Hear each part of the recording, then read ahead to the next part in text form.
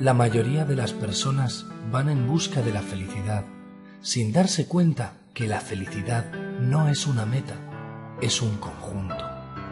Cada pequeño momento de alegría, cada pequeño instante o cada suspiro, por más diminuto que sea, es parte de ese conjunto.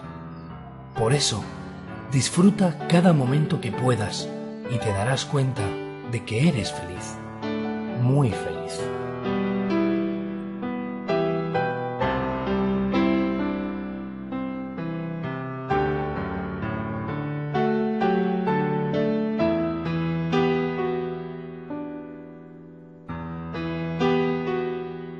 No es otra historia con final feliz.